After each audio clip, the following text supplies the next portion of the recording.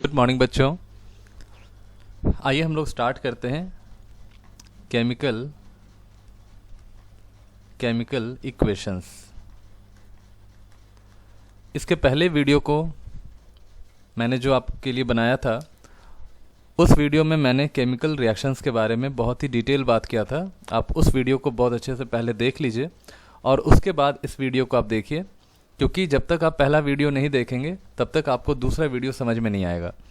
तो आइए हम लोग देखते हैं अभी केमिकल इक्वेशंस। देखो, केमिकल रिएक्शंस को हम लोग रिप्रेजेंट करते हैं किसी सिंबल या फॉर्मूले से, ठीक है। एक ऐसा एक इक्वेशन जिसमें हम फार्मूला और सिंबल को यूज़ करेंगे, ठीक है, और उसको हम लोग कहते हैं केमिकल इक्वेशन। तो देखिए, पहले मैं इसका आपको डेफिनेशन लिख देता हूँ केमिकल इक्वेशन का, कि it is the method in which a chemical reaction is represented by symbol and formula of the substance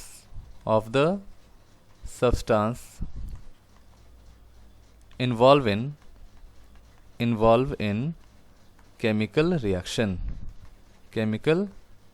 ये जो देखिए, ये क्या होता है, केमिकल इक्वेशन क्या होता है कि एक मेथड है जिसमें हम लोग किसी भी केमिकल रिएक्शन को हम रिप्रेजेंट करते हैं सिंबल्स के द्वारा, फॉर्मूला के द्वारा। जो भी सब्सटेंस हमारे केमिकल रिएक्शन में इन्वॉल्व होता है उसको हम प्रॉपर सिंबल से उसको दिखाते हैं या प्रॉपर एक फॉर्मूले से दिखाते हैं, ठीक है। दूसरी चीज़ कि जब आप किसी रिएक्टेंट और प्रोडक्ट को, है ना, reactants and product are separated by arrow, ठीक है।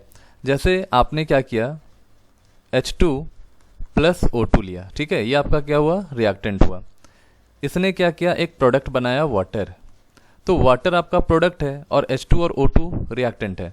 इन दोनों को सेपरेट किसने किया, तो ये एरो जो है ना, वो उसने सेपरेट कर दिया, ठीक है। तो एरो को हम लोग बिल्कुल यूज़ करेंगे और ये रिएक्टेंट से प्रोडक्ट की तरफ हम दिखाते हैं। तो देखो, इसको अगर मान लीजिए हम अगर ऐसे कहते हैं कि when hydrogen react with oxygen then form water. देखो कितना लंबा बोलना पड़ा, लेकिन इसी चीज़ को हम आसान कर चुके, ठीक है। कैसे आसान कर दिए, क्योंकि हाइड्रोजन का हमारे पास एक प्रॉपर सिंबल था जो कि H2 है, ऑक्सीजन का हमारे पास एक प्रॉपर सिंबल है जिसको O2 कहते हैं, और वाटर का हमारे पास एक प्रॉपर सिंबल या फॉर्मूला है हमारा वाटर H2O है। तो इस तरह से हम किसी भी केमिकल रिएक्शंस को हम रिप्रेजेंट करते हैं बाय यूजिंग प्रॉपर सिंबल और formula of the compound taking part in the chemical reaction, ठीक है। जैसे मान लो, when zinc is dipped in dilute HCl,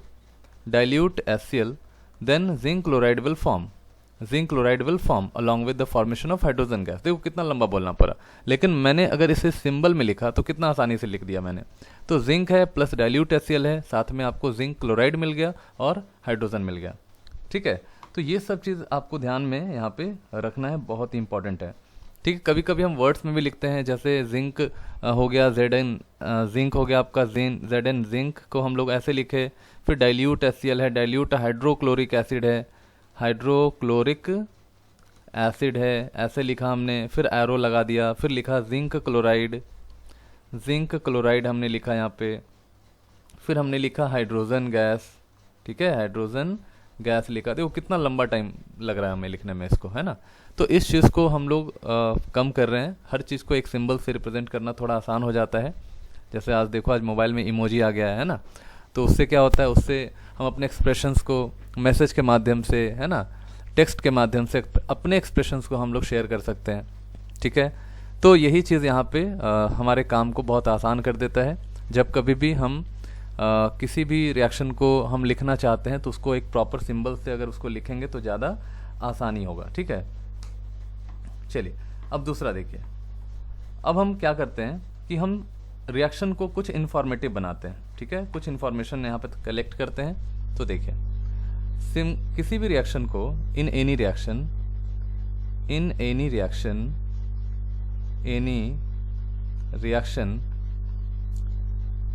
symbol should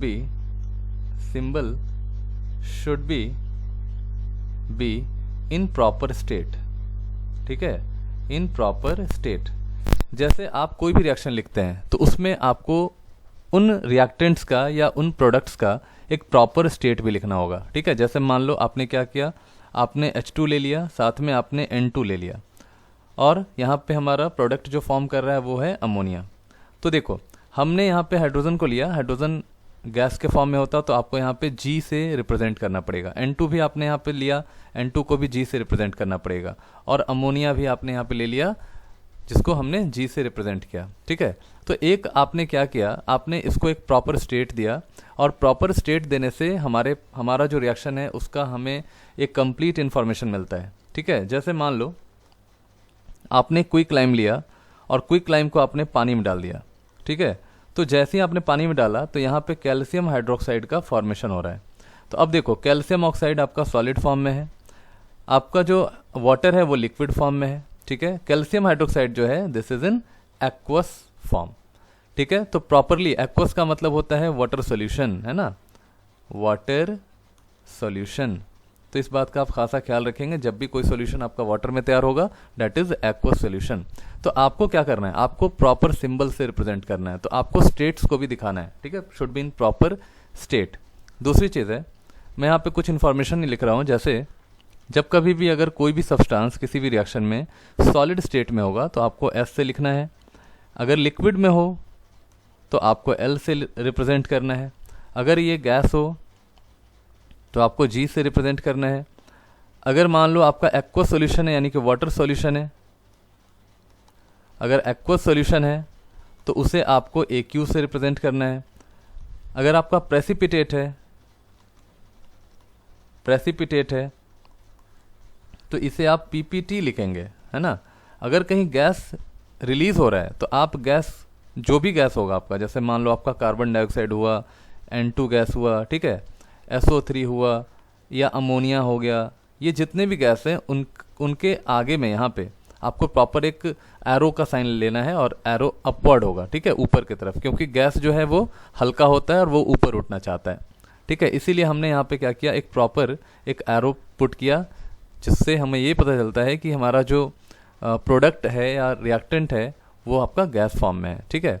इसके बाद मान लीजिए आपने प्रेसिपिटेट देखा, गैस देखा, अच्छा अगर मान लीजिए प्रेसिपिटेट फॉर्म कर रहा है, जैसे मान लो आपका प्रेसिपिटेट हो गया एल्यूमिनियम हाइड्रोक्साइड, ठीक है, AlOH का होल थ्राइस, तो इस प्रेसिपिटेट क्या करता है, वो बॉटम ऑफ द कंटेनर में जाके बैठ जाता है, ठीक है, सेटल हो जाता है, तो इसीलिए एरो का जो साइन होगा वो आपका डाउनवर्ड होता है। तो ये कुछ इन्फॉर्मेशन है, आपको इसको याद रखना है, ठीक है। दूसरा एक इन्फॉर्मेशन मैं आपको दे रहा हूँ, जैसे सपोज करो आपने यहाँ पे एक रिएक्शन लिया KClO3 और इसे आपने डिकम्पोज कर दिया, तो डिकम्पोज करने के लिए हमारे पास हीट का साइन होता है, ठीक है। तो जब कभी भी हीट का साइन आप लीजिएगा तो उसको एक स्मॉल ट्राइंगल से दिखाइएगा, this is an small triangle, ठीक है। कैटलिस्ट जो है आप उसे एरो के ऊपर लिखेंगे, ठीक है। कैटलिस्ट कभी भी कहाँ लिखा जाता है, catalyst should be on the arrow, ठीक है। जैसे मान लो आपने यहाँ पे कैटलिस्ट लिया MnO2, सपोज कीजिए आपने यहाँ पे MnO2 लिया, तो आपको एरो पे रखना है, मतलब एरो के नीचे या एरो के ऊपर आप इसको रखिए। हीट का साइन है यहाँ पे, तो आपने यहाँ पे हीट का साइन डेल्टा लगा दिया, इसको डेल्टा बोलते हैं, और जैसे ही आपने इसको हीट किया यहाँ पे आपको मिल गया KCl+O2। तो क्या हुआ, कैटलिस्ट जब तक नहीं रहेगा हमारा ये रिएक्शन नहीं होगा। जैसे मान लो आपने टेम्परेचर को रिप्रेजेंट किया, आपने कहीं टेम्परेचर को रिप्रेजेंट किया, तो उसको आप जैसे डिग्री सेंटीग्रेड में या आप केल्विन में आप इसको रिप्रेजेंट करिएगा, तो ये सभी एरो के ऊपर रहेगा, ठीक है। शुड बी ऑन एरो के ऊपर लिखना होगा आपको, ठीक है। जैसे मान लीजिए, जैसे सपोज करो आपने क्या किया, आपने N2 + H2 ले लिया, ठीक है, और यहाँ पे हमें क्या मिल रहा है, अमोनिया मिल रहा है। एक तो हमारे पास यहाँ पे यह है कि हमने इसको प्रॉपर स्टेट दिया, ठीक है, ये हमारा स्टेट फॉर्म में हो गया। दूसरी चीज़ हम यहाँ पे ये देख रहे हैं कि ये N2 प्लस H2 जो है ऐसे ही कंबाइन नहीं कर रहा है, इसके लिए हमें क्या करना पड़ेगा, थोड़ा सा हीट देना होगा, थोड़ा सा प्रेशर हमें अप्लाई करना पड़ेगा, ठीक है। कुछ कैटलिस्ट को यूज़ करना है, जैसे मान लो हमने कैटलिस्ट यहाँ पे यूज़ किया, Fe2O3 यूज़ किया, ठीक है, ऐसा कुछ भी कैटलिस्ट हमने यूज़ किया, V2O5 यूज़ किया, है ना। तो इस तरह के जो भी कैटलिस्ट हैं हमें एरो के ऊपर दिखाने हैं। साथ में कोई टेम्परेचर हमने लिया, जैसे XYZ करके हमने कोई भी टेम्परेचर लिया, तो XYZ डिग्री सेंटीग्रेड, है ना, XYZ हमने केल्विन ले लिया, ऐसा कुछ जो भी लेना है वो सब एरो के ऊपर लेना है आपको, ठीक है। तो आपको यहाँ पे बहुत ही अच्छे से ध्यान में रखना है। जैसे एक एग्जांपल देकर मैं आपको सिखाता हूँ। देखो, जैसे मान लो आपके पास कैल्शियम कार्बोनेट है, ठीक है, तो कैल्शियम कार्बोनेट क्या होगा कि ये डिकम्पोज करेगा, तो डिकम्पोज करने के लिए हमें हीट का साइन देना है, ठीक है। दूसरी चीज़ कि टेम्परेचर आपको यहाँ लिखना होगा कि किस टेम्परेचर पे डिकम्पोज कर रहा है, तो ये 1000 डिग्री सेंटीग्रेड पे डिकम्पोज करके कैल्शियम ऑक्साइड साथ में कार्बन डाइऑक्साइड फॉर्म कर रहा है। तो कार्बन डाइऑक्साइड में हमने क्या किया, अपवर्ड एरो दिया। कैल्शियम ऑक्साइड का जो हमने स्टेट लिखा वो सॉलिड स्टेट लिखा। कैल्शियम कार्बोनेट भी हमारा सॉलिड स्टेट है, और हीट का साइन हमने यहाँ पे ये ट्रायंगल हमने दिया, ठीक है। दूसरी चीज़ कि मान लो कोई ऐसा रिएक्शन है जो सनलाइट के प्रेजेंस में हो रहा है, ठीक है, सनलाइट के प्रेजेंस में, जैसे मान लीजिए आपके पास AgBr है, और AgBr जो है सनलाइट के प्रेजेंस में, तो सनलाइट कभी भी अगर मान लो इस वाले रिएक्टेंट के ऊपर अगर ये ड्रॉप कर रहा है या पड़ रहा है, तो हम यहाँ पे HV करके इस तरह का एक साइन लगाते हैं, ठीक है। आगे क्लासेस में जब आप 11th क्लास में आइएगा एटॉमिक स्ट्रक्चर चैप्टर में, तो इसे हम लोग एनर्जी कहते हैं। सनलाइट में यही एनर्जी होता है, ठीक है, सनलाइट में ये एनर्जी होता है। अब H क्या है, what is H? H is the symbol, H ये वाला H है ना, इसको हम प्लैंक्स कांस्टेंट कहते हैं, इसे हम लोग क्या बोलते हैं, प्लैंक्स कांस्टेंट। और ये जो आपका V टाइप का जो दिख रहा है ये फ्रीक्वेंसी है, ठीक है। सनलाइट की क्या फ्रीक्वेंसी है, किस फ्रीक्वेंसी की रेंज हमारे AgBr के पास आ रही है, वो है यहाँ पे, है ना। तो AgBr क्या होगा कि Ag अलग और Br2 अलग हो गया, तो H न्यू को, है ना, ये जो आपका V टाइप का है उसको न्यू भी कहते हैं, न्यू इस तरह से, है ना, न्यू टाइप का। तो Ag और क्या हो गया, आपको Br मिल रहा है। तो यहाँ पे ध्यान में रखिएगा कि AgBr when exposed to sunlight, then Ag and Br2 will form, and this reaction is used in black and white photography, है ना, याद रखेंगे। this reaction is used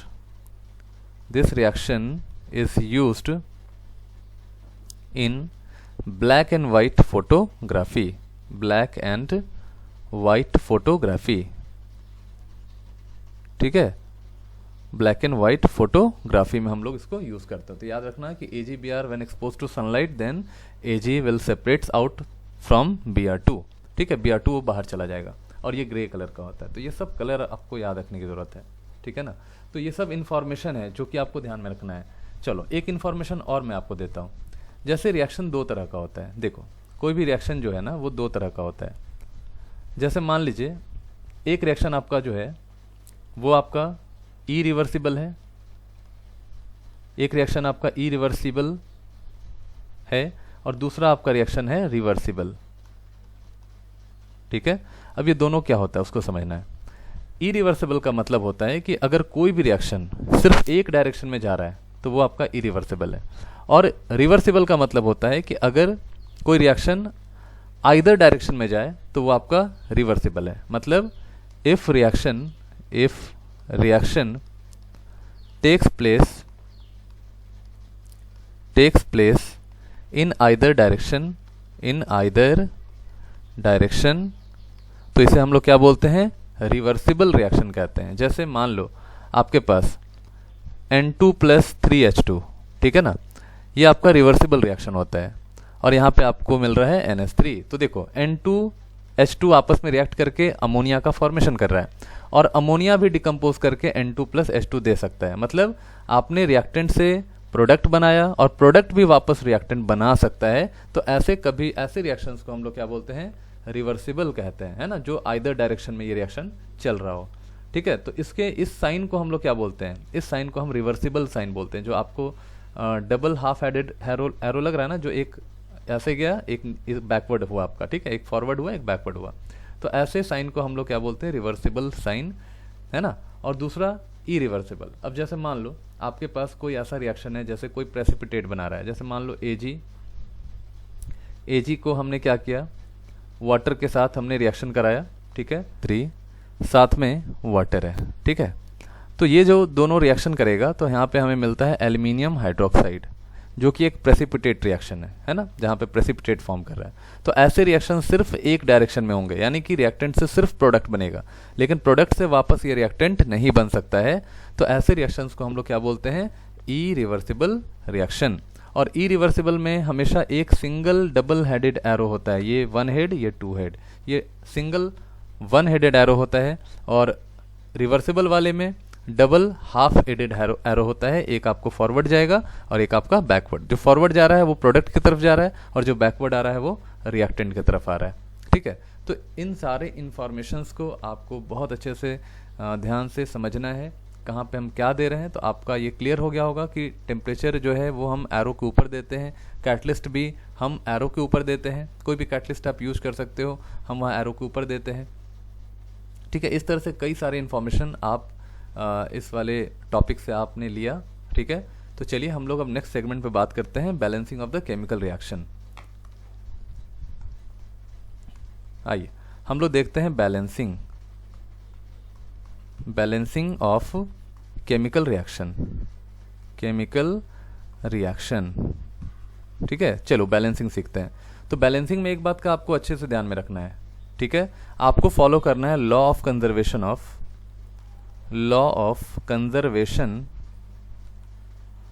मास, ठीक है। तो law of conservation of mass का मतलब क्या हुआ कि रिएक्टेंट साइड में जितना भी मास होता है उतना ही आपका मास प्रोडक्ट साइड में भी होना चाहिए, मतलब दोनों तरफ मास आपका इक्वल होना चाहिए। अब मास इक्वल कब होगा, व्हेन masses are balanced या equal, balanced only when number of atoms on both sides are equal, यानी कि दोनों तरफ हमें क्या करना है, नंबर ऑफ एटम्स को बराबर करना है, ठीक है। कैसे बराबर करेंगे इसको समझना है। देखिए जैसे हमारे पास जो इक्वेशन है उसको समझिए। Let us suppose we have one equation that is calcium carbonate, it decompose at 1000 degree centigrade, we will get calcium oxide and carbon dioxide, calcium oxide and carbon dioxide, ठीक है। तो देखो ये जो आपका कैल्शियम कार्बोनेट है ना, ये कैल्शियम ऑक्साइड और कार्बन डाइऑक्साइड आपका प्रोड्यूस कर रहा है। तो यहाँ पे अगर आप इस रिएक्शन को चेक करेंगे तो आपको इसमें कुछ करने की ज़रूरत नहीं है। यहाँ पे रिएक्टेंट और प्रोडक्ट का जो मास है वो ऑलरेडी इक्वल है। तो ऐसे रिएक्शंस को हम कहते हैं स्केलेटल इक्वेशन, या इसी इक्वेशन को, चूंकि यहाँ पे बैलेंस करने की भी ज़रूरत नहीं है, इसीलिए इसे हम लोग क्या बोलते हैं, बैलेंस्ड इक्वेशन। ऑलरेडी ये बैलेंस है। और स्केलेटल, देखो स्केलेटल का मतलब ये होता है कि बैलेंस करने से पहले जब हमने एटम बराबर नहीं किया है वो रिएक्शन को लिख रहे हैं तो वो हमारा स्केलेटल इक्वेशन है। तो इस वाले रिएक्शन के अंदर क्या है, ये स्केलेटल भी है और ये बैलेंस्ड भी है ना, बैलेंस्ड स्केलेटल है ये। तो इसको आप ध्यान में रखेंगे। जैसे मान लो आपके पास N2 प्लस H2, सपोज करते हैं कि एग्जांपल ले रहे हैं। देखो N2 plus H2 gives you NH3 ammonia. हमें पता है कि N2 जो है N2 जो है हाइड्रोजन के साथ कंबाइन करके अमोनिया का फॉर्मेशन करता है। तो यहाँ पे N2 और H2 NH3 बनाया। अब दोनों तरफ आप चेक करिए क्या यहाँ पे law of conservation of mass follow हो रहा है। तो N2 में 2 एटम नाइट्रोजन का है, यहाँ पे नाइट्रोजन का 1 एटम है, ठीक है। तो अगर हम यहाँ रिएक्टेंट साइड में देखें, तो हमारे पास नाइट्रोजन और हाइड्रोजन है, और उस साइड में हमारे पास अमोनिया है, यहाँ भी नाइट्रोजन और हाइड्रोजन है। तो रिएक्टेंट साइड में कितने नाइट्रोजन है, तो रिएक्टेंट साइड में नाइट्रोजन एटम 2 था, और प्रोडक्ट साइड में कितना नाइट्रोजन एटम है, 1 नाइट्रोजन एटम है। तो हमें क्या करना होगा, दोनों को बैलेंस करने के लिए यहाँ पे 2 करना होगा, ठीक है। तो जब हमने क्या किया, हमने इसको 2 किया, हमने मान लो यहाँ पे 2 लगाया तो नाइट्रोजन तो 2 हो गया, लेकिन हाइड्रोजन कितना रहा, हाइड्रोजन देखो यहाँ पे 3 हाइड्रोजन इंटू 2 है ना, 3 टू द 6 हाइड्रोजन हो गया। और यहाँ पे कितने हाइड्रोजन है, ओनली 2 हाइड्रोजन है, तो हमें क्या करना होगा, यहाँ पे 3 लगाना होगा। तो ये इक्वेशन हमारा क्या हो गया, बैलेंस्ड हो गया। ठीक है, this is balanced chemical equation, balanced chemical equation. ठीक है, और जब हमने बैलेंस नहीं किया था वो आपका स्केलेटल इक्वेशन था। अब जैसे मान लो आपने यहाँ पे क्या किया, कैल्शियम ऑक्साइड और वाटर ले लिया। ठीक है, तो कैल्शियम ऑक्साइड और वाटर आपने जब लिया तो यहाँ पे बन गया कैल्शियम हाइड्रोक्साइड। ठीक है, तो अब यहाँ पे देखो रिएक्शन को बैलेंस करके, क्या रिएक्शन बैलेंस्ड है ऑलरेडी, देख लो, अगर बैलेंस्ड है तो वेल एंड गुड।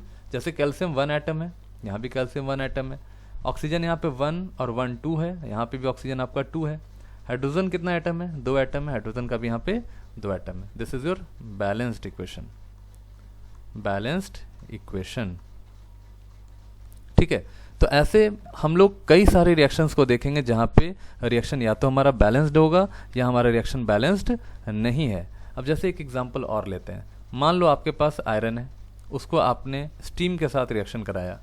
याद रखेंगे आयरन कभी भी स्टीम के साथ ही रिएक्शन करता है, तो ये बन जाएगा आपका Fe3O4 और साथ में आपको देगा हाइड्रोजन गैस। ठीक है, अब इसे हमें बैलेंस करना है, तो चलिए पहले हम रिएक्टेंट साइड को चेक करते हैं। रिएक्टेंट साइड में सबसे पहले हमारा जो मेटल है वो आयरन है, तो आयरन का एक ही एटम है, यहाँ पे आयरन का 3 एटम है। ठीक है, तो यहाँ पे हम बैलेंस करने के लिए 3 लगा देते हैं, तो हमारा आयरन बैलेंस हो गया। ठीक है, दूसरा ऑक्सीजन देखो यहाँ पे 1 है, यहाँ पे ऑक्सीजन 4 है, हाइड्रोजन देखो 2 है, यहाँ पे हाइड्रोजन आपका 2, हाइड्रोजन तो बैलेंस है, लेकिन ऑक्सीजन जो है वो आपका बैलेंस नहीं है। यहाँ पे एक ही ऑक्सीजन है, यहाँ पे 4 ऑक्सीजन है, तो यहाँ पे हम क्या कर रहे हैं, यहाँ पे 4 ऑक्सीजन को पुट कर रहे हैं। तो जैसे ही हमने यहाँ 4 किया, हाइड्रोजन की संख्या बढ़ गई।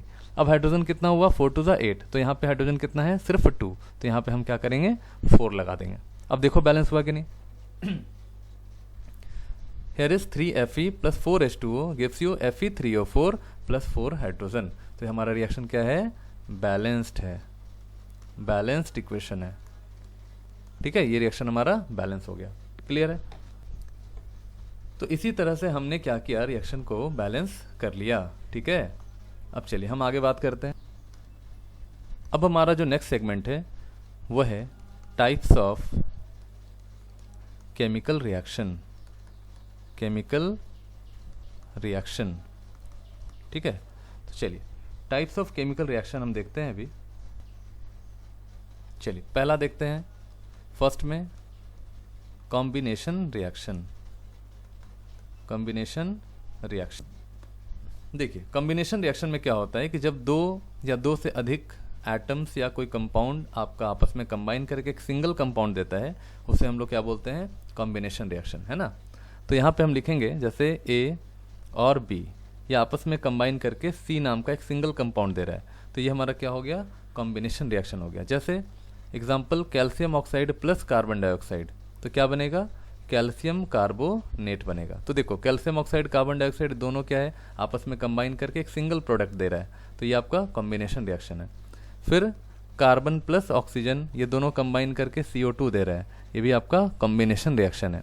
मान लीजिए आपने यहाँ पे कैल्शियम ऑक्साइड लिया और साथ में आपने यहाँ वाटर ले लिया, तो ये बन जाएगा आपका कैल्शियम हाइड्रोक्साइड, तो ये भी आपका कॉम्बिनेशन रिएक्शन है। अब जैसे मान लो आपने सोडियम लिया, क्लोरीन के साथ रिएक्शन कराया, NaCl फॉर्म कर गया, यानी यहाँ पे ये हमारा कॉम्बिनेशन रिएक्शन है। ठीक है, अमोनिया के साथ आपने HCl का रिएक्शन कराया, तो एक आपको फ्यूम्स मिलेगा अमोनियम क्लोराइड का, NH4Cl का फ्यूम मिलेगा, और ये आपका वाइट फ्यूम्स होता है, ये भी कॉम्बिनेशन रिएक्शन है ना। 2 या 2 से अधिक कंपाउंड्स या कोई भी आपका एलिमेंट कंबाइन करता है तो उसे हम लोग क्या कहते हैं, कॉम्बिनेशन रिएक्शन कहते हैं। जैसे मान लो आपने SO2 ले लिया, ऑक्सीजन के साथ रिएक्शन कराया, ये बन गया आपका SO3, ये भी आपका कॉम्बिनेशन रिएक्शन होता है। ठीक है, चलिए डिकम्पोजिशन रिएक्शन की। ठीक है, अब देखिए डिकम्पोजिशन रिएक्शन में क्या होता है कि जैसे मान लो आपके पास AB नाम का कोई कंपाउंड है, इसे क्या हुआ, इसे हमने डिकम्पोज कर दिया। अब डिकम्पोज करके A अलग किया और B अलग कर दिया, तो ऐसे रिएक्शन को हम लोग क्या बोलते हैं, डिकम्पोजिशन रिएक्शन कहते हैं। अब देखो डिकम्पोज करने के लिए हमें कुछ चीज़ों की ज़रूरत पड़ती है। ठीक है, और ये डिकम्पोज आसानी से नहीं होता है, ठीक है। अब देखिए कैसे डिकम्पोज करेगा, या तो हम हीट दे के डिकम्पोज कर सकते हैं, ठीक है, या हम कोई कैटलिस्ट दे के हम इसको डिकम्पोज कर सकते हैं, ठीक है। हीट दे दो, कैटलिस्ट दे दो, या सनलाइट दे के आप डिकम्पोज कर सकते हो, यानी कोई भी आप एक्सटर्नल मीडियम दे के यहाँ पे इसको डिकम्पोज कर सकते हो। जैसे एक एग्जांपल मैं दे रहा हूँ आपको, कैल्शियम कार्बोनेट, ठीक है। तो कैल्शियम कार्बोनेट को डिकम्पोज करने के लिए 1000 डिग्री सेंटीग्रेड देना पड़ेगा, और ये बन जाएगा कैल्शियम ऑक्साइड साथ में कार्बन डाइऑक्साइड, ठीक है। फिर उसके बाद मान लीजिए हमने लिया KClO3, ठीक है। तो KClO3 को डिकम्पोज करने के लिए हमारे पास चाहिए MnO2 मैग्नीज डाइऑक्साइड और थोड़ा सा हीट, तो यहाँ पे बन जाएगा KCl+O2। ये भी आपका कैसा रिएक्शन है, ये भी आपका डिकम्पोजिशन रिएक्शन है। मान लीजिए आपके पास FeSO4 है, ठीक है। तो FeSO4 का कलर कैसा है, तो कलर इसका है ग्रीन। तो इसे अगर आप डिकम्पोज करिएगा तो ये डिकम्पोज करके आपको दे देगा Fe2O3 साथ में SO2 और साथ में SO3 दे देगा। The colour of Fe2O3 is brown, ठीक है। तो ये ब्राउन कलर का आपका कलर जो है वो चेंज हो जाएगा, ग्रीन से ब्राउन चला जाएगा। तो याद रखेंगे FeSO4 से आपको Fe2O3 मिल रहा है। एक बात और ध्यान में रखिएगा, FeSO4.7 मॉलिक्यूल ऑफ वाटर अगर आप यहाँ लगा दीजिएगा तो ये वाटर ऑफ क्रिस्टलाइजेशन के वजह से इसका जो कलर होता है वो आपका ग्रीन होता है, ठीक है। इसको ग्रीन विट्रियोल कहते हैं, this is your green vitriol. तो FeSO4.7H2O is called your green vitriol. तो ये सब आपका कैसा रिएक्शन है, डिकम्पोजिशन रिएक्शन है। मान लीजिए आपने क्या किया, वाटर लिया, वाटर का आपने इलेक्ट्रोलाइसिस कराया। इलेक्ट्रोलाइसिस का मतलब होता है कि इलेक्ट्रिक करंट के देने से हमारा कोई कंपाउंड अगर डिकम्पोज कर रहा है या लिसिस हो रहा है, लिसिस का मतलब टूटना, आप यहाँ लिख लीजिएगा, lysis means electro plus lysis. तो लिसिस का मतलब होता है टूटना, ठीक है, ब्रेक करना, और इलेक्ट्रिक का मतलब होता है इलेक्ट्रिक करंट, यानी इलेक्ट्रिक करंट के वजह से अगर हमारा कोई भी कंपाउंड टूट रहा है तो वो आपका इलेक्ट्रोलिसिस कहलाता है, ठीक है। अब देखिए, अब यहाँ पे वाटर को आप ब्रेक करो तो वाटर क्या हो जाएगा, H2 प्लस हाफ O2 में डिकम्पोज कर जाएगा, ठीक है ना। अगर हमने AgCl लिया तो AgCl क्या करेगा, AgCl जो है अगर आप इसको सनलाइट के प्रेजेंस में इसको डिकम्पोज कराना चाहें तो यहाँ से Ag और Cl2 अलग हो जाएगा, ठीक है। तो AgCl का जो कलर होता है that is silver white colour का होता है ये, और यहाँ पे Ag से जब क्लोरीन बाहर चला गया तो ये हो गया आपका ग्रे कलर का, ठीक है। तो ये सब चीज़ आपको याद रखना है। अब देखिए, जैसे मान लो आपके पास Al2O3 है, this is in molten form, ये आपका मोल्टन फॉर्म में है। आपने क्या किया, यहाँ पे इलेक्ट्रिसिटी पास किया, इलेक्ट्रिसिटी आपने यहाँ पे पास कर दिया, तो ये क्या हो जाएगा, एल्यूमिनियम अलग और ऑक्सीजन अलग। तो याद रखेंगे Al2O3 मोल्टन फॉर्म में Al+++ और ऑक्सीजन माइनस, तो एल्यूमिनियम जो है वो डिपॉजिट हो जाएगा कैथोड पे, और ऑक्सीजन जो है वो डिपॉजिट हो जाएगा एनोड पे। तो ये आप ध्यान में रखेंगे कि इलेक्ट्रोलिसिस करके हम यहाँ पे एल्यूमिनियम और ऑक्सीजन को अलग अलग कर देते हैं, ठीक है। तो ये सारे रिएक्शंस आपके डिकम्पोजिशन रिएक्शंस होते हैं। सेम उसी तरह से देखो AgBr है, ठीक है, सिल्वर ब्रोमाइड। आपने सिल्वर ब्रोमाइड को सनलाइट के प्रेजेंस में रिएक्शन कराया तो यहाँ पे सिल्वर और Br2 ऑब्टेन हो जाता है। तो सिल्वर और Br2, तो चूंकि यहाँ से आपका Br2 बाहर निकल गया, सिल्वर आपका जो फॉर्म किया this is in grey colour, और ये आपका AgBr जो है वो सिल्वर कलर का होता है। AgBr जो होता है वो आपका येलो कलर का होगा, ठीक है। तो याद रखिएगा, ये येलो कलर का जो AgBr है वो कन्वर्ट हो जाता है ग्रे कलर में, और Br2 यहाँ से बाहर निकल जाता है, ठीक है। Br2 कैसा कलर हो गया, this is in red brown colour, ठीक है। चलिए, तो इस रिएक्शन को हम यूज कहाँ करते हैं, तो याद रखना है कि दिस रिएक्शन इज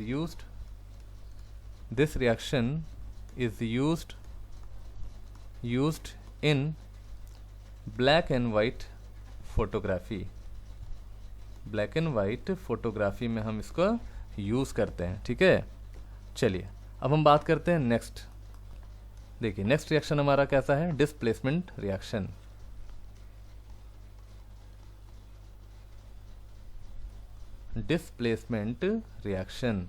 तो चलिए देखिए, डिस्प्लेसमेंट रिएक्शन क्या होता है। In this reaction in this reaction one element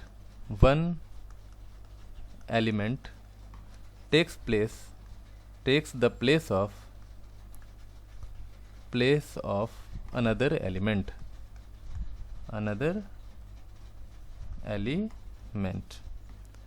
ठीक है, in a compound is called displacement reaction.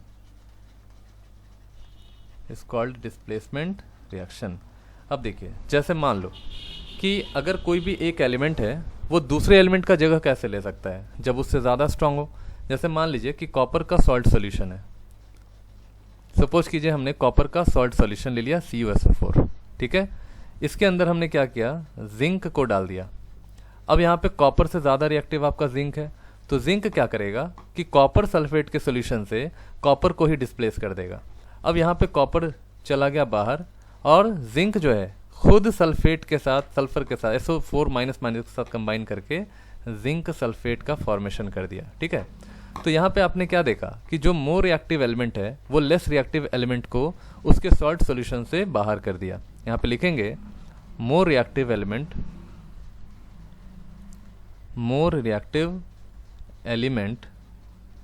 displaces less reactive element from its salt solution,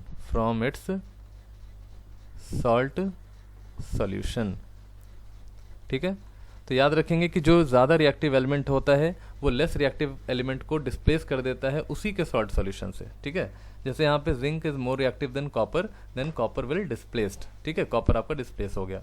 अब जैसे यहाँ पे देखिए एक और एग्जांपल मैं आपको दे रहा हूँ. कॉपर सल्फेट को Fe के साथ रिएक्शन करा लो, ठीक है. इसका कलर भी आप लिखते जाइएगा सबका. कॉपर सल्फेट का जो कलर है वो आपका ब्लू कलर है, ठीक है. और जिंक सल्फेट आपका जो सॉल्यूशन तैयार हुआ है ये आपका कलरलेस होता है.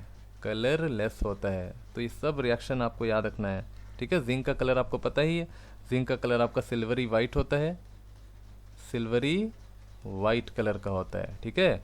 अब देखिए कॉपर सल्फेट कैसा है, तो ये आपका ब्लू कलर का सॉल्यूशन है, ठीक है. Fe के साथ, Fe आपका आयरन के साथ ये रिएक्शन करेगा तो FeSO4 का फॉर्मेशन हो जाएगा, साथ में कॉपर डिस्प्लेस हो जाएगा. अब FeSO4 का मैंने कलर बता दिया है, ये कलर हो जाता है आपका ग्रीन और ये जो कलर होता है वो आपका रेड ब्राउन हो जाता है, ठीक है. रेड ब्राउन कलर हो जाता है. कुछ और एग्जांपल मैं आपको दे रहा हूँ. जैसे मान लो आपके पास कॉपर क्लोराइड है, CuCl2 है, इसको मैग्नीशियम के साथ रिएक्शन करा लो, ठीक है. मैग्नीशियम आपका ज़्यादा रिएक्टिव है कॉपर से, तो कॉपर यहाँ डिस्प्लेस हो जाएगा. तो क्या हो जाएगा MgCl2 और साथ में MgCl2 साथ में आपका बनेगा कॉपर, ठीक है. कुछ और एग्जांपल आप देखिए. जैसे मान लो आपके पास कॉपर सल्फेट है, CuSO4 है, इसको आपने क्या किया, मैग्नीशियम के साथ रिएक्शन कराया, ठीक है. तो यहाँ पे बन जाएगा मैग्नीशियम सल्फेट. क्यों? क्योंकि मैग्नीशियम ज़्यादा रिएक्टिव है कॉपर से, तो कॉपर को इसने क्या किया, डिस्प्लेस किया, ठीक है. तो जैसे कॉपर को इसने डिस्प्लेस किया, क्या हुआ, कलर ये आपका ब्लू कलर का था. और जो मैग्नीशियम सल्फेट है इसका कलर नहीं है, ये आपका कलरलेस सॉल्यूशन है, ठीक है. तो याद रखेंगे. कुछ और एग्जांपल देखिए. जैसे सिल्वर नाइट्रेट, मान लो AgNO3 आपका, ठीक है. तो सिल्वर नाइट्रेट सॉल्यूशन में आपने जब कॉपर डिप किया, तो कॉपर को जैसे ही आपने डिप किया तो इस वाले सिल्वर नाइट्रेट का कलर क्या हुआ, देखते हैं हम चल के कि कॉपर को इस कलरलेस सॉल्यूशन, ये आपका कलरलेस है, इस कलरलेस सॉल्यूशन में जब आपने कॉपर को डाला तो ये कन्वर्ट कर गया कॉपर नाइट्रेट, CuNO3 का होल ट्वाइस, साथ में आपका Ag का फॉर्मेशन या सिल्वर का फॉर्मेशन हुआ, क्योंकि सिल्वर को इसने क्या किया, डिस्प्लेस कर दिया. अब जो कॉपर नाइट्रेट मिला है इसका कलर आपका हो जाएगा ब्लू, ठीक है. तो ये आपका कलर चेंज करके ब्लू हो गया, यानी कि कलरलेस था शुरू में, लेकिन बाद में इसका जो कलर है वो ब्लू हो जाएगा, ठीक है. चलिए आगे देखते हैं. मान लीजिए कि आपने यहाँ पे मैग्नीशियम को H2O के साथ, HCl के साथ आपने रिएक्शन कराया, तो क्या बनेगा, मैग्नीशियम क्लोराइड साथ में हाइड्रोजन गैस. तो ये भी आपका डिस्प्लेसमेंट है, ठीक है. मैग्नीशियम ने क्या किया, हाइड्रोजन को डिस्प्लेस कर दिया. It is also a displacement reaction. यहाँ पे डिस्प्लेसमेंट किसका हुआ है, तो हाइड्रोजन का डिस्प्लेसमेंट हुआ है, यानी कि हाइड्रोजन गेट डिस्प्लेस्ड। ठीक है, मान लो आपने क्लोरीन ले लिया, उसको पोटेशियम आयोडाइड सॉल्यूशन में आपने डिप कर दिया। ठीक है, तो क्लोरीन क्या करेगा, Ki से आयोडीन को डिस्प्लेस कर देगा, तो बन जाएगा क्या, KCl साथ में I2। लेकिन यही रिएक्शन ऐसा ये नहीं हो सकता है, कभी भी I2 जो है वो KCl में से Cl को डिस्प्लेस नहीं करेगा, because I2 is less reactive than chlorine, यानी कि यहाँ पे कोई भी रिएक्शन पॉसिबल नहीं होगा। ठीक है, याद रखिएगा कि कुछ इंपॉर्टेंट पॉइंट्स को आप समझ लीजिए कि मोस्ट ऑफ द रिएक्शन, याद रखेंगे कि जो मोस्ट ऑफ द रिएक्शन है, most of the reaction of the displacement reaction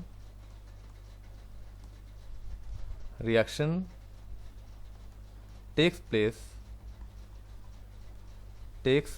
place in aqueous solution, यानी कि बहुत सारा जो केमिकल रिएक्शन है और जिसमें डिस्प्लेसमेंट रिएक्शन हो रहा है वो आपका एक्वस सॉल्यूशन में होगा, यानी कि जो भी डिस्प्लेसमेंट रिएक्शन है ज़्यादातर रिएक्शन एक्वस सॉल्यूशन में ही आपको लेना है। ठीक है, अब देखिए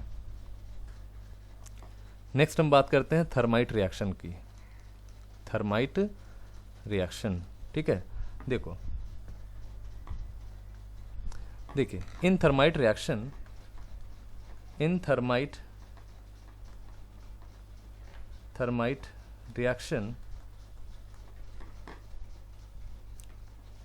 aluminium when react with Fe2O3, then a lots of heat is released during the reaction and आपका एल्यूमिनियम ऑक्साइड साथ में Fe आपका फॉर्म कर जाता है।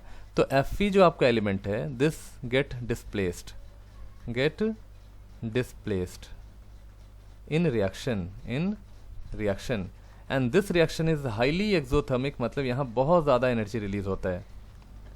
और याद रखना कि इतना ज़्यादा एनर्जी रिलीज होता है कि आयरन जो है ये ऑब्टेन्ड होता है हमें मोल्टेन फॉर्म में, मोल्टेन स्टेट में, है ना। तो इस रिएक्शन को हम लोग क्या बोलते हैं, थर्माइट रिएक्शन बोलते हैं। ठीक है, तो इस चीज़ को आपको यहाँ पे ध्यान में रखना है। ठीक है, तो एल्यूमिनियम ऑक्साइड साथ में आयरन, तो ये रिएक्शन आपका डिस्प्लेसमेंट रिएक्शन होता है, क्योंकि aluminium is more reactive than Fe। तो लिखेंगे aluminium is more reactive than iron. ठीक है, तो आयरन से ये क्या हो गया, ज़्यादा रिएक्टिव होता है। तो इस चीज़ को भी आप अच्छे से ध्यान में रखेंगे। ठीक है ना, ये आपका डिस्प्लेसमेंट रिएक्शन होता है। नेक्स्ट हम सेगमेंट में बात करें 4th नंबर में, डबल डिस्प्लेसमेंट। डबल डिस्प्लेसमेंट का मतलब अभी हमने क्या देखा, अभी हमने देखा सिंगल डिस्प्लेसमेंट, जिसमें एक सिंगल एटम जो था, जो हाईली रिएक्टिव था, उसने लेस रिएक्टिव वाले के उसके सॉल्ट सॉल्यूशन से डिस्प्लेस कर दिया। अब यहाँ पे हम देखेंगे डबल डिस्प्लेसमेंट। जैसे मान लो आपके पास MX है, ठीक है, और यहाँ पे NY है। ठीक है, 2 सॉल्ट है, यहाँ पे सॉल्ट 1, सॉल्ट 2। तो ये क्या किया, M आपका मेटल है जिसपे पॉजिटिव चार्ज है, N भी आपका मेटल है जिसपे पॉजिटिव चार्ज है, और X आपका नेगेटिव है, Y आपका नेगेटिव है। अभी डबल डिस्प्लेसमेंट में क्या होता है कि जो आपका M है वो Y के साथ अपने आयन को एक्सचेंज करेगा, और X जो है वो N के साथ अपने आयन को एक्सचेंज करेगा। तो क्या बनाएगा, MY प्लस NX बनाएगा। This is called your displacement, यानी डबल डिस्प्लेसमेंट रिएक्शन। जैसे एग्जांपल देखो, यहाँ पे एग्जांपल है आपका AgNO3 सिल्वर नाइट्रेट, साथ में आपने NaCl ले लिया, और क्या होगा देखो, सिल्वर के ऊपर प्लस चार्ज होगा, यानी ये मेटल है, और Na भी यहाँ पे मेटल है। नाइट्रेट आयन आपका सिल्वर का अभी ये नेगेटिव रेडिकल है, और क्लोरीन जो है वो अभी सोडियम का नेगेटिव रेडिकल है। तो क्या होगा, पॉजिटिव वाला जो रेडिकल है इस वाले की नेगेटिव रेडिकल के साथ कंबाइन करके AgCl का फॉर्मेशन करेगा। ठीक है, और सोडियम क्या करेगा, नाइट्रेट के साथ NaNO3 का फॉर्मेशन करेगा। ठीक है ना, तो यहाँ पे क्या देखा आपने कि डबल डिस्प्लेसमेंट हुआ। ठीक है, यानी 2 सॉल्ट सॉल्यूशन है और दोनों के अंदर जो मेटल्स हैं वो एक्सचेंज हो रहे हैं। ठीक है, AgCl के साथ और NaNO3 के साथ। This is your double displacement reaction. Next में देखते हैं, जैसे मान लो आपने बेरियम क्लोराइड ले लिया, ठीक है, और यहाँ पे Na2SO4 लिया, सोडियम सल्फेट लिया। अब देखो जैसे ही आपने बेरियम क्लोराइड को सोडियम सल्फेट के साथ रिएक्शन कराया, आपको यहाँ पे बेरियम सल्फेट मिल जाएगा, बेरियम सल्फेट मिल जाएगा, जो कि वाइट कलर का पीपीटी होता है। अभी मैंने बताया था आपको वाइट कलर का पीपीटी, यानी कि बेरियम जो है वो पॉजिटिव है और क्लोरीन जो है वो नेगेटिव है, सोडियम पॉजिटिव है, सल्फेट नेगेटिव है। तो ये पॉजिटिव का इस नेगेटिव के साथ अटैचमेंट हो जाएगा और इस वाले पॉजिटिव का इस नेगेटिव के साथ अटैचमेंट हो जाएगा, यानी बेरियम सल्फेट और सोडियम क्लोराइड बन जाएगा, जो कि वाइट कलर का होता है। साथ में क्या देगा आपको, सोडियम क्लोरीन के साथ चला गया तो यहाँ पे बन जाएगा सोडियम क्लोराइड। तो इस चीज़ को अच्छे से ध्यान में रखेंगे, आपके एग्जाम में कहीं से भी क्वेश्चन पूछ सकता है, आपको कलर एकदम याद होना चाहिए। अब देखिए, जैसे मान लो आपने कॉपर सल्फेट ले लिया, ठीक है, कॉपर सल्फेट का जो कलर होता है दैट इज ब्लू। अब इसमें आपने क्या किया, हाइड्रोजन सल्फाइड को आपने डिप किया, ठीक है। तो जैसे ही आपने H2S को कॉपर सल्फेट के साथ रिएक्शन कराया तो यहाँ पे कॉपर सल्फाइड बन जाता है, ठीक है ना। साथ में आपको यहाँ पे मिल जाएगा H2SO4, ठीक है। तो ये जो आपका कॉपर सल्फाइड है, यहाँ पे ये ब्लैक कलर का पीपीटी मिल रहा है, ये इसका जो कलर होता है वो ब्लैक होता है ना, ब्लैक पीपीटी होता है। तो इस चीज़ को भी आप अच्छे से ध्यान में रखेंगे। CuS साथ में यहाँ पे CuS कर लीजिएगा, साथ में आपका H2SO4 सल्फ्यूरिक एसिड। तो ये सारे के सारे डबल डिस्प्लेसमेंट रिएक्शन होते हैं, आपको इसको याद रखना है, ठीक है। फिर एक और रिएक्शन मैं आपको दिखाता हूँ, देखो एक और रिएक्शन देख लो। लेड नाइट्रेट PbNO3 का whole twice when dipped in Ki solution, then what happen, PbI2 which is in yellow color will form, साथ में potassium nitrate KNO3 potassium nitrate form करता है। तो ये भी क्या है, ये भी आपका डबल डिस्प्लेसमेंट रिएक्शन है, क्योंकि लेड जो है वो आयोडीन के साथ कंबाइन करके PbI2 बना रहा है और पोटेशियम नाइट्रेट के साथ कंबाइन करके KNO3 फॉर्म कर रहा है। तो this is also a double displacement reaction. कुछ रिएक्शंस और भी हैं, जैसे मान लो आपने यहाँ पे ले लिया एल्यूमिनियम क्लोराइड, ठीक है। सब रिएक्शन आपको याद रखना है। एल्यूमिनियम क्लोराइड का रिएक्शन कराया आपने NH4OH के साथ, अमोनियम हाइड्रोक्साइड के साथ, ठीक है। बच्चों मैं आपसे यही कहूँगा कि जो भी यहाँ पे मैं लिख रहा हूँ उसको आप खुद से भी नोट करें, और जो भी नाम है उस नाम को भी लिखेंगे। जैसे एल्यूमिनियम क्लोराइड है, अमोनियम हाइड्रोक्साइड, ये सब लिखेंगे आप, क्या बन जाएगा, एल्यूमिनियम हाइड्रोक्साइड का फॉर्मेशन होगा, साथ में अमोनियम क्लोराइड फॉर्म कर जाएगा, NH4Cl बनाएगा।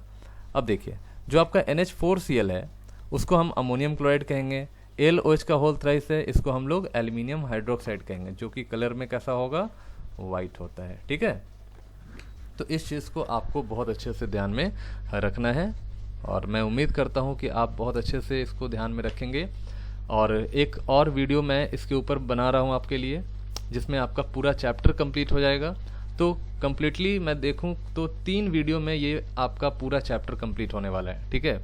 तो एक एक वीडियो को बहुत अच्छे से ध्यान से समझिए। जब तक आप एक वीडियो नहीं देखिए दूसरा वीडियो ना देखें, पहले एक वीडियो से आप पूरा कॉन्सेप्ट को सीखें, एक एक रिएक्शन को देखें, क्योंकि बोर्ड में आपको कहीं से भी क्वेश्चन पूछ सकता है, कलर से क्वेश्चन पूछ सकता है, प्रेसिपिटेट से क्वेश्चन पूछ सकता है, रिएक्शन एक्सोथर्मिक है, एंडोथर्मिक है, कौन सा रिएक्शन है ये पूछ सकता है ना।